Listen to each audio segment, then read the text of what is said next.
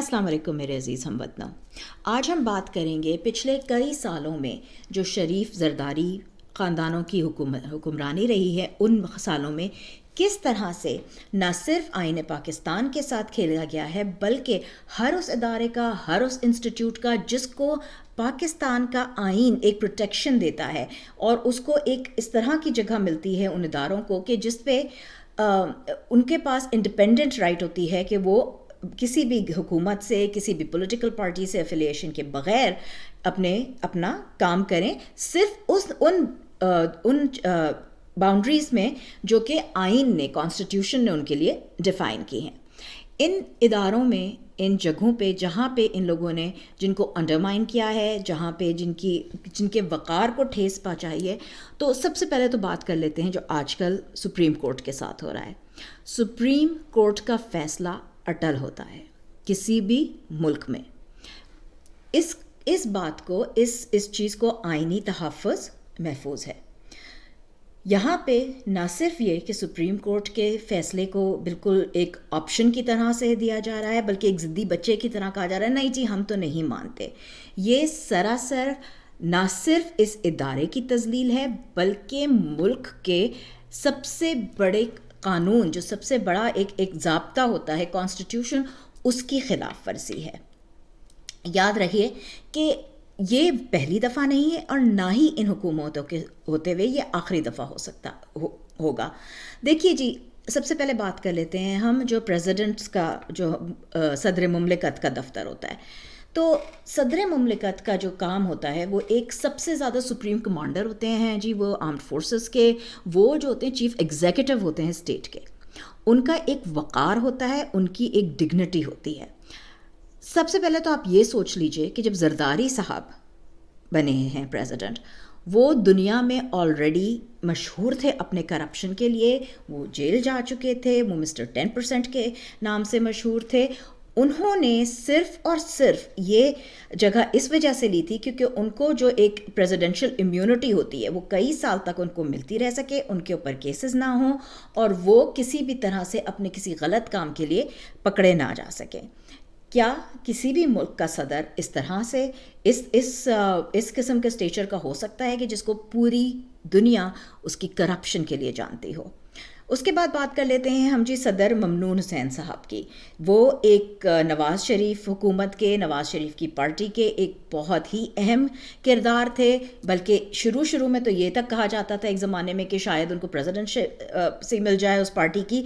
اس حد تک اس پارٹی کے وہ سپورٹر تھے، اور انہوں نے صدر کے آفس میں بیٹھ کے، صدر کے مقام پہ بیٹھ کے ہر وہ فیصلہ کیا جو کہ حکومت ان سے کروانا چاہتی تھی. اس طرح کے فیصلے، اس طرح کے صدر جب ان پارٹیز کے میں آئے ہیں تو آبویسلی اس اتنے باوقار آفس کی جو ڈگنیٹی ہوتی ہے، جو رسپیکٹ ہوتی ہے، اس کو ٹھیس پہنچی. اسپیکر آف دا ہاؤس کی بات کرتے ہیں. اسپیکر آف دا ہاؤس جو ہے ان کی بھی ایک بڑی ڈگنیفائڈ پوسٹ ہوتی ہے، اور ماضی میں کئی اچھے اسپیکر آف دا ہاؤس رہ چکے ہیں، اور ان کا چاہے کسی بھی پارٹی سے تعلق ہو، بڑے نیوٹرل ہو کے انہوں نے ہمیشہ آئین کے دائرے میں رہتے ہوئے اپنے کام کیے ہیں. لیکن ایاز صادق صاحب کی بات لیجئے، وہ ایک نون نواز شریف کے اسٹوج ہوتے تھے. نہ وہ نیوٹرل تھے اور نہ ہی وہ کبھی ڈگنیفائڈ تھے. ان کے کچھ آپ دیکھیے کس طرح کے انہوں نے بیانات دیے ہیں پچھلے دنوں میں، اور کرپشن وغیرہ میں بھی ان کے نام آتے رہے. یوسف رضا گیلانی کی بات کرتے ہیں. Yousaf Raza Gilani speaker of the house رہ چکے ہیں، جو کہ پیپلز پارٹی کے ایک بہت ہی جانے مانے کارکن ہیں. ان کے بارے میں اور کیا کہیے، وجہ صرف یہ بات کر لیتے ہیں کہ جب ترکی کے صدر نے، ان کی بیگم نے اپنا ایک قیمتی ہار ان کو دیا زلزلہ زدگان کی مدد کرنے کے لیے، تو وہ ہار بیگم گیلانی کے گلے کی زینت بن گیا تھا.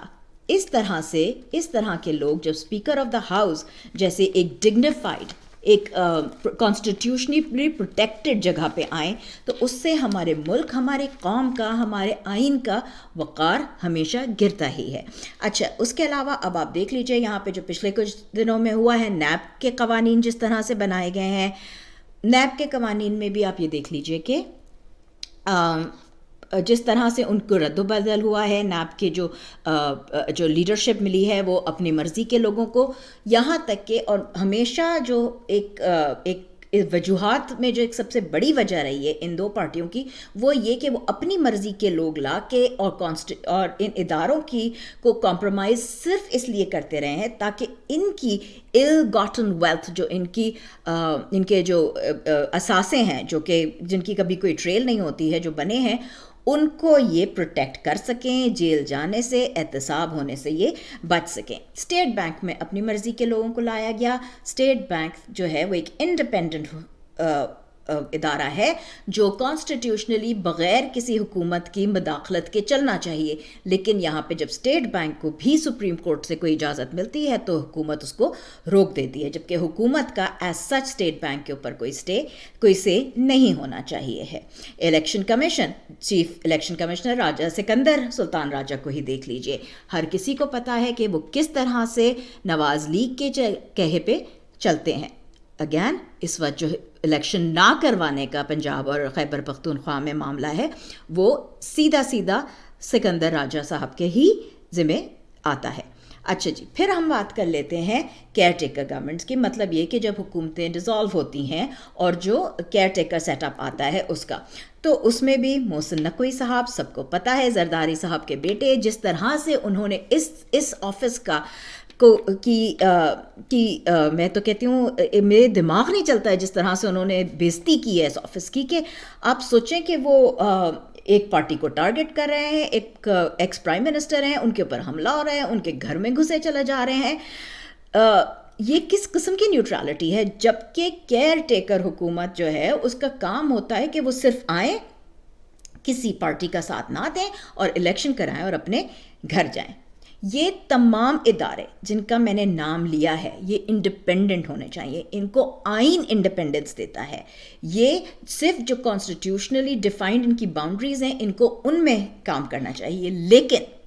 لیکن میں ہمیشہ آپ لوگوں سے ایک بات کہتی ہوں، یہ زرداری خاندان لے لیجئے یا یہ نواز شریف کا خاندان لے لیجئے، یہ جب بھی جن بھی حکومتوں میں رہے ہیں انہوں نے ہمیشہ چاہا ہے کہ ہر ادارے میں، ہر بات میں، ہر جگہ پہ، ہر پوزیشن پہ ان کے لوگ ہوں، اور وہ اس لیے کیونکہ ان کے پاس جو غیر اخلاقی جو ہیں کہ چوری کر لو، چکاری کر لو، اس کو رشوت دے دو، اس کو کورس کر دو، اس کو بلیک میل کر دو، یہ جو سارا نظام ہے، یہ جو سارا کرپٹ نظام ہے، یہ اس کے پیچھے چھپے ہیں۔ اس لیے کیونکہ اگر ہر ادارہ بالکل جو آئینی طریقہ ہے اس سے چلے تو ان کا احتساب ہوگا، ان کا احتساب ہونا چاہیے۔ میرے پاکستانیوں یہ بات یاد رکھیے کہ کوئی بھی قوت عوام کی طاقت سے بڑھ کر نہیں ہوتی ہے۔